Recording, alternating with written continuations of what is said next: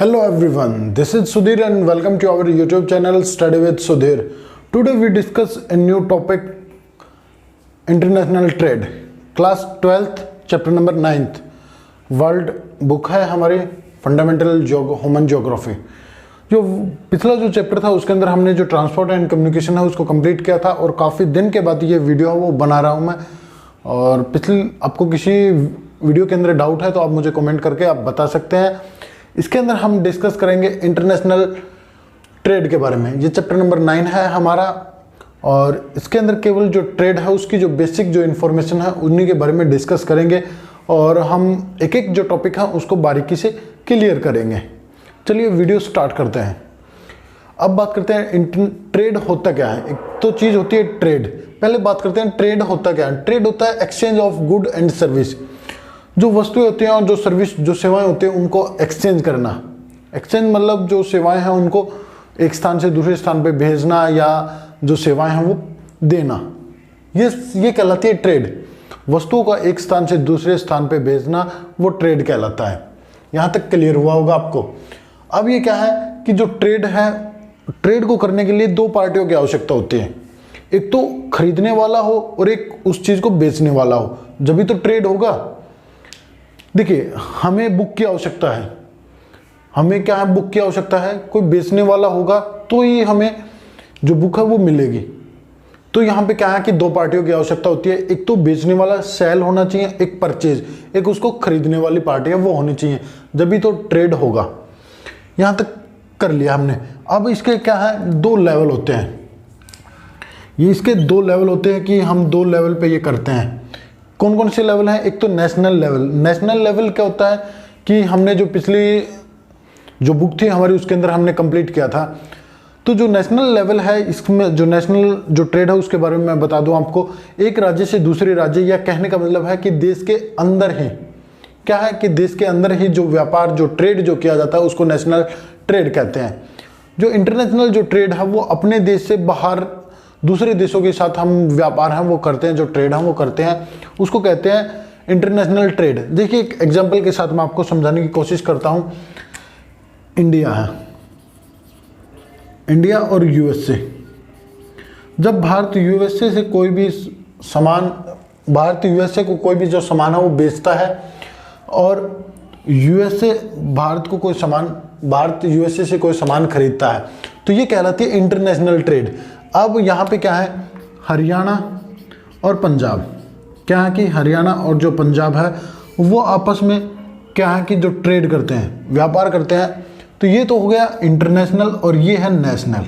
यहाँ तक आपको समझ आया होगा कि देश के अंदर कोई भी देश हो सकता है, उसके अंदर स्टेट आपस में या फिर दूसरे जो डिस्ट्रिक्ट हैं उनके साथ आपस में जो व्यापार करना होता है देश के अंदर ही, तो वो कहलाता है नेशनल। और मतलब देश से बाहर, अपनी सीमा से बाहर जब हम व्यापार करते हैं तो उसको कहते हैं इंटरनेशनल ट्रेड।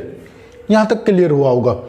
प्रिमिटिव सोसाइटी के अंदर, जब प्रिमिटिव जो प्राचीन, या कहूँ कि मैं प्राचीन जो सभ्यता थी हमारी या फिर प्राचीन समय था, उस समय क्या होते थे कि लोग जो ट्रेड करते थे वो जो सिस्टम था वो था बार्टर सिस्टम।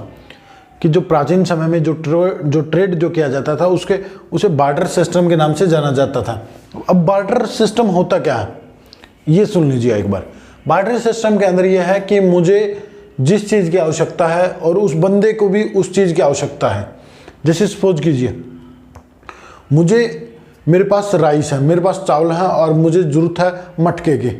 तो अब मैं उन्हीं को देखता था जिसको मटके की जिसको राइस की आवश्यकता हो और जिसके पास मटका हो, कि मतलब डायरेक्टली ही एक्सचेंज करते थे कि आपको एजुकेशन की आवश्यकता है, आपको जो शिक्षा है उसकी आवश्यकता है, मुझे पैसों की आवश्यकता है। तो हम क्या करते हैं, आप ट्यूशन लगा लेते हैं या कुछ और जरिए, जैसे यूट्यूब से देख रहे हैं तो यहाँ से भी मुझे अर्निंग है वो हो रही है।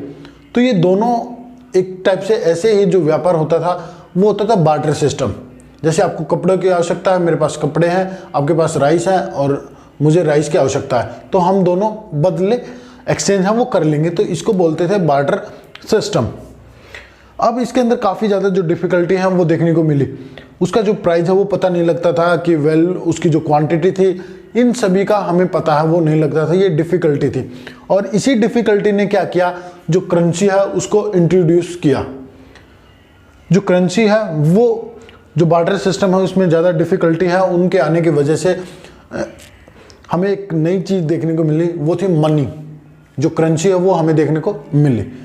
अब देखिए, जो ओल्डेस्ट जो टाइम था उसमें किसी प्रकार से कोई पेपर या कोई कॉइन करेंसी नहीं होती थी। ये बात आप याद रख सकते हैं।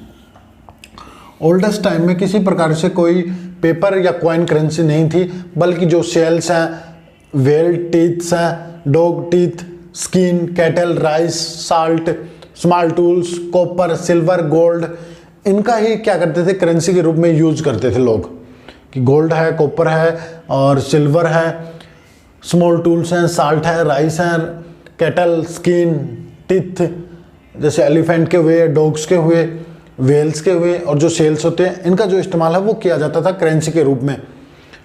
अब क्या हुआ, एक फैक्ट और बता देता हूँ मैं आपको। ये तो थी बार्टर सिस्टम के बारे में, मैंने यहाँ पे बताया। बार्टर सिस्टम के बारे में एक चीज़ और है कि जागीरोड एक प्लेस है गुवाहाटी से 35 किलोमीटर दूर, असम के अंदर। यहाँ पे याद रख लीजिए, ये मैं आपको एक बार बता दूँ। जागीरोड एक स्थान है, 35 किलोमीटर दूर है, कहाँ से, गुवाहाटी से। तो किसके अंदर हुआ, ये असम के अंदर है। और यहाँ पे क्या होता है, प्रत्येक साल एवरी ईयर जनवरी के माह में, जनवरी के महीने में, every January after the harvesting season, जो फसल की जो कटाई है उसके बाद एक मेला लगता है जागीरोड के अंदर, 35 किलोमीटर दूर है जो गुवाहाटी से। वो जो मेला है वो है जानबिल मेला। जो मेला जो लगता है उसका नाम है जानबिल मेला है, वो लगता है। और इसके अंदर अभी भी जो बार्टर सिस्टम है वो अवेलेबल है। यहाँ पे काफ़ी ज़्यादा जो ट्राइब्स हैं और जो कम्युनिटी के जो लोग हैं वो आज भी यहाँ पे एक्सचेंज हैं, वो करते हैं अपने प्रोडक्ट को। चलिए, एक यहाँ पे एक बड़ी जो मार्केट है वो लगती है कहाँ पे, जागीरोड प्लेस के अंदर। जानबिल मेला है, ये गुवाहाटी से 35 किलोमीटर दूर है और जनवरी में ये लगता है। बड़ी मार्केट है, जो ट्राइब्स हैं और जो कम्युनिटीज एक्सचेंज देयर प्रोडक्ट। और यहाँ पे आज भी बड़ी संख्या में जो जनजातीय समूह हैं और जो आदिवासी जो लोग हैं वो आज भी क्या करते हैं, जो बार्टर सिस्टम है उसको जिंदा रखे हुए हैं। ये बातें याद रख सकते हैं। फिर चलिए, एक पॉइंट और आता है इसी के अंदर, डू यू नो के अंदर, MCQ के अंदर आपसे ये पूछ सकता है, सैलरी शब्द जो लैटिन भाषा के सैलरियम शब्द से निकला है, जिसका अर्थ होता है, जिसका मीनिंग होता है पेमेंट्स बाय साल्ट, कि नमक का भुगतान। हिंदी के अंदर मैं बात करूं तो नमक का भुगतान, कि हमें कोई भी काम करवाया तो उसे पेमेंट देनी है, तो उसके बदले में हम उसे नमक देते थे। क्यों देते थे, क्योंकि पहले हमारे पास इतनी टेक्नोलॉजी नहीं थी या लोगों को इतना ज्ञान नहीं था कि जो समुंदर होता है, जो सी होता है, उसके वाटर से जो नमक है वो प्राप्त कर सकें। ऐसा नहीं था, केवल ये एक टाइप से जो मिनरल्स होते थे, जो खनिज होते थे, उन्हीं से हम प्राप्त करते थे। और ये काफ़ी ज़्यादा रेयर था, दुर्लभ था और एक्सपेंसिव था। मतलब काफ़ी ज़्यादा महंगा था और एक्सपेंसिव था, महंगा और दुर्लभ था, ये थे।